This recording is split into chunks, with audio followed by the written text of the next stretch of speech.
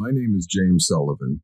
I'm a 45-year-old engineer living in Phoenix, Arizona, with my wife Jennifer and our 13-year-old daughter Sarah. What I'm about to tell you happened 3 months ago and changed our family forever. I still hesitate to share this experience, but Sarah keeps telling me it must be told. "Dad," she says, "what I saw wasn't just for me. It was for everyone." The accident happened on a Thursday afternoon in July. Sarah was crossing the street to reach her friend Emma's house when a pickup truck speeding excessively struck her down. The driver, later arrested for drunk driving, hadn't even attempted to brake. My daughter was thrown 50 feet away, crashing violently against the sidewalk.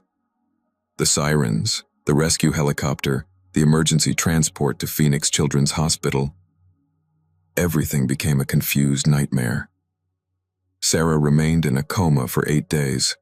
The doctors had warned us she might never wake up, or if she did, she could suffer severe brain damage. Jennifer and I prayed incessantly at her bedside, surrounded by relatives and friends from our community. When Sarah finally opened her eyes, the first thing she said wasn't "Mom" or "Dad," but "I saw the crystal bridge. I have to tell you everything." Sarah told me that the moment the pickup hit her, she felt as if she was being pulled out of her body by a gentle but irresistible force. She found herself floating above the accident scene, looking down at her own motionless body surrounded by paramedics working frantically. "Dad, it was so strange to see myself from up there," she told me with a maturity I had never heard from her before. At first I tried to scream that I was okay, that I was right there, but no one could hear or see me. Then I heard a voice behind me. The voice belonged to what Sarah described as the most beautiful being I've ever seen.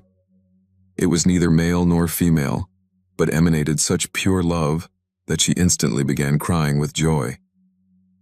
The being was surrounded by a golden light that pulsed gently, and when it spoke, its words seemed to resonate directly in Sarah's heart, rather than in her ears. "Sarah," the being told her, "your time on earth is not yet finished, but you have been allowed to see what awaits you. What you will see today will change not only your life, but the lives of many people through your words." The being extended its hand towards Sarah, and when she took it, they immediately rose through what seemed to be infinite space filled with dancing stars. Sarah described the sensation as flying through an ocean of liquid light, where every particle of light sang a different melody, but all together formed the most beautiful symphony I've ever heard.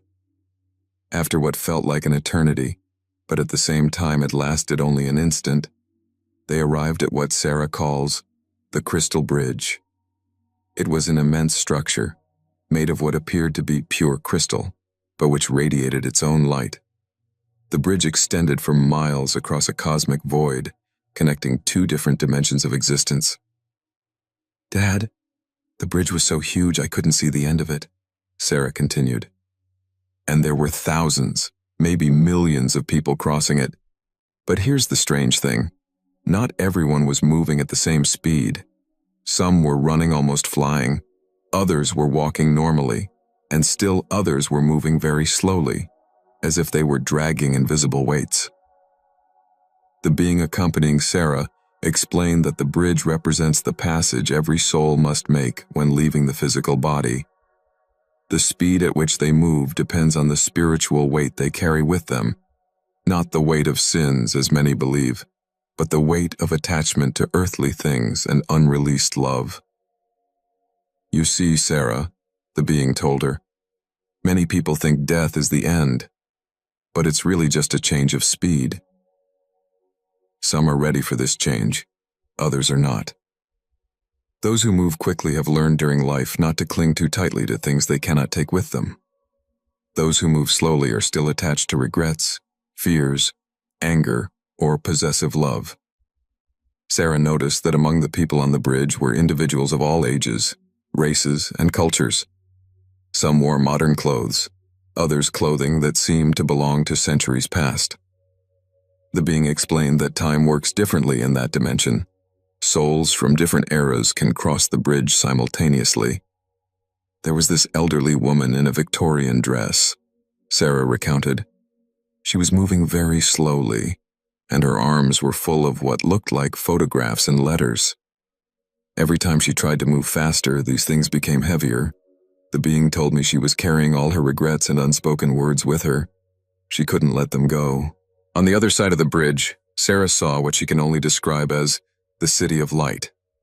It wasn't made of buildings as we know them, but of crystalline structures that seemed to grow organically, like trees made of pure light. The music emanating from the city was indescribable. Sarah says every note contained complete emotions, memories, and understandings that on Earth would take hours to express in words. "Dad, the most incredible thing is that I could understand everything," she said with sparkling eyes. "Not just the music, but everything I saw. It was as if I suddenly spoke a universal language that explained the entire universe." The being brought Sarah closer to the city, and she began to see its inhabitants. They were people she had known and people she had never seen, but strangely she recognized them all. Some radiated such intense light that it was difficult to look at them directly. Others had a dimmer but equally beautiful light. "Grandpa George was there," Sarah exclaimed. Grandpa George had died when she was only 6, but she recognized him immediately. He didn't look like the sick old man she remembered, but like the strong, vital man she had seen in her mother's youth photographs. When he saw Sarah, he smiled and blew her a kiss, but didn't approach. The being explained that Grandpa couldn't approach because Sarah still had to return to her body. "There are rules here too, Sarah. Those who must return can see but cannot interact completely. It's to protect both the living and the dead." But the deepest part of Sarah's vision was yet to come. The being took her to what it called the Garden of Understanding, a place where she could see the true nature of human relationships and love. In the garden, every plant, every flower, represented a relationship or act of love performed on Earth. Sarah could literally see how every kind gesture, every word of comfort, every moment of compassion materialized into something beautiful and alive in this dimension. "Dad, I saw the flower that grew when you helped that homeless man last month," she said. "It was beautiful, a blue color that doesn't exist on Earth. And I saw the entire forest that grew around Mom when she took care of Grandma during her illness. But Sarah also saw areas of the garden where thorns and brambles grew, representations of harsh words, betrayals, and hatred. These areas weren't punishments, the being explained, but simply the natural consequences of negative actions. Everything we do has consequences, Sarah, not as punishment, but as a natural law of the universe. Love creates beauty. Hatred creates desolation." The most moving part of the vision came when Sarah saw what she called the Library of Lives. It was an infinite place where the story of every person who had ever lived was preserved. But they weren't just facts and events. They were the emotions, motivations, fears, and hopes of every individual. "I could open any book and completely live that person's life," she recounted. "I opened the book of a woman who had lived in 1800s England. For a few minutes I was her. I felt her joys, her fears, her love for her children. I understood why she had made the choices she had made, even those that from my perspective seemed wrong." The being explained that this was the greatest gift of the afterlife, the ability to completely understand every perspective. "Here, Sarah, judgments don't exist because complete understanding exists. When you truly understand why someone acted a certain way, when you see all the pressures, fears, influences that shape their choices, judgment automatically transforms into compassion." Sarah spent what felt like days exploring different sections of the library. She saw the lives of children who had died young and understood that their brief existence had still had a profound impact on those who had loved them. She saw the lives of people who on Earth were considered failures, but who had performed small acts of kindness that had changed the course of history in subtle but significant ways.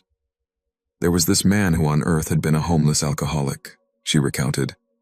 "But I saw that once he had prevented a little girl from running into the street, saving her life. That girl grew up and became a doctor who saved hundreds of lives. His book shone so intensely I had to look away.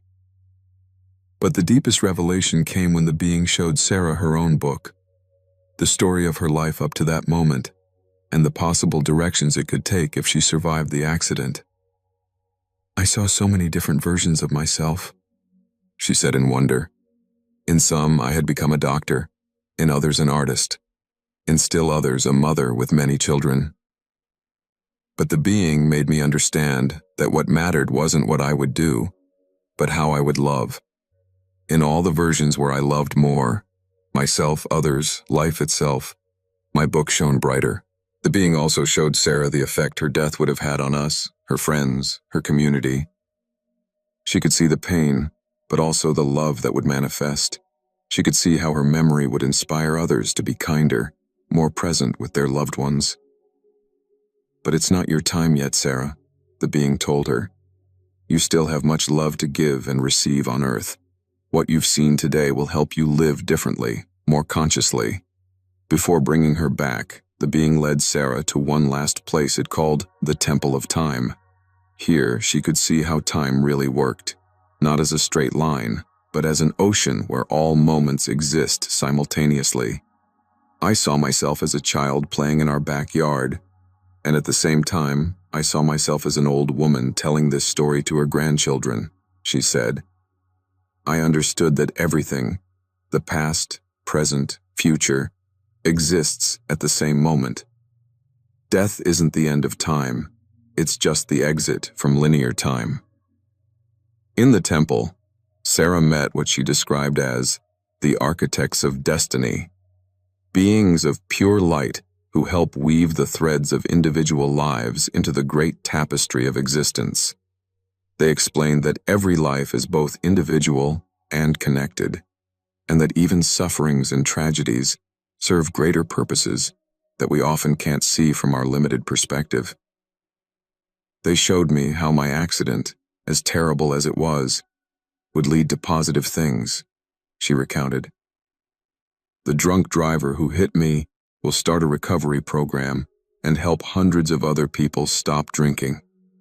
You and Mom will become closer while taking care of me during rehabilitation. And my story will give hope to families going through similar tragedies." But the most intense moment of Sarah's vision came when she encountered what she simply called the Source. She couldn't describe this being, if it was a being, with human words. It was pure love, pure understanding, pure acceptance. Being in its presence was like coming home after a long journey in a foreign land. "Dad?" There were no words, she whispered with tears in her eyes. It was as if every question I'd ever had received an answer without needing to ask it. Every fear I'd ever felt vanished. Every time I'd felt alone, I understood I never really had been. Everything was perfect. The Source communicated to her without words that love is the only real thing in the universe. Everything else, money, fame, possessions, even pain and suffering, are temporary. But the love we give and receive becomes part of the eternal fabric of reality. It made me understand that every moment of love on earth creates waves that expand through all dimensions. Sarah continued. When we embrace someone, when we forgive, when we're kind to a stranger, we literally create new universes of possibility. The Source also showed her how every soul chooses its experiences on earth to learn specific lessons. I saw that before being born. I had chosen to live this accident experience because I needed to learn something about unconditional love and trust. And you, Dad and Mom, had chosen to be my parents because you needed to learn something about forgiving love and strength you didn't know you had. At the end of the vision, the original being returned to bring Sarah back. But first, it gave her what it called the 3 gifts for return. The first gift was preserved memory, the ability to remember everything she had seen with crystal clarity so she could share the experience with others. The second gift was open heart, an enhanced ability to feel and understand others' emotions and needs. The third gift was bridge vision, the ability to occasionally see moments when people are close to transition and to help them prepare with love rather than fear. Remember, Sarah, the being told her as they began the return journey. What you've seen is not just for you. It's for everyone who is ready to hear it. Your life on earth continues because you still have love to share and wisdom to gain. But now you know that death is not the end. It's just the beginning of the next adventure. The return was faster than the journey there. Sarah found herself floating above her body in the hospital's intensive care unit. She could see me and Jennifer sleeping in chairs next to her bed, each holding one of her hands. "I saw how much you loved me," she said. "I could literally see the love flowing from your hearts like golden threads wrapping around my body. That's what helped me find my way back." With a gentle pop, as Sarah described it, she re-entered her body. The first conscious thought she had was gratitude. Gratitude for still being alive, for still having time with us, for having the opportunity to share what she had seen. Since Sarah woke up, our family has completely changed. Not just because of the traumatic experience of the accident, but because of the wisdom and peace Sarah brought back from her journey. She's different in ways that go beyond the maturity we'd expect after such an intense experience. She has an understanding of people and situations that sometimes leaves me speechless. She can sense when someone is suffering, even if they hide their pain well, and she has a natural ability to say exactly the right words to bring comfort. Her physical rehabilitation is proceeding better than expected. The doctors say it's miraculous how quickly she's recovering. But Sarah says it's not a miracle. It's simply that she now knows her body is just a temporary instrument, and she's not afraid to push its limits because she knows her true identity cannot be damaged. What strikes me most is her complete lack of fear of death, not in a morbid or depressing way, but in a way that frees her to live more fully. She takes emotional risks she would have avoided before, says "I love you" more easily, asks for forgiveness more quickly, and offers help without hesitation. And her predictions about the drunk driver are coming true.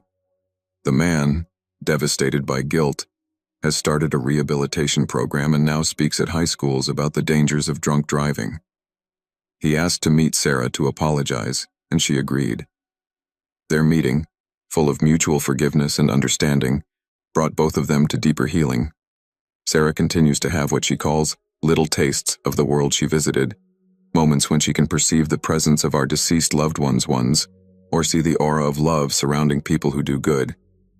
She says these moments help her remember that what she saw was real, not just a trauma-induced dream. The greatest gift this experience has brought to our family is the awareness that every moment we spend together is precious, not because it might be the last, but because every moment of love we share becomes part of something eternal and beautiful. Sarah often says, "Dad, we don't have to wait to die to start living in love. We can start now, today, with the next person we meet." And that's what we're doing. We're thankful you've stayed with us until the end. If you're still here, it means this message has touched something deep inside your soul. Now take a step that may seem small, but can truly change everything. Write your country in the comments so we can lift your nation in prayer. Subscribe and activate the bell to receive our daily revelations. And share this message with at least 3 people you love, because one simple share might bring someone back into God's arms.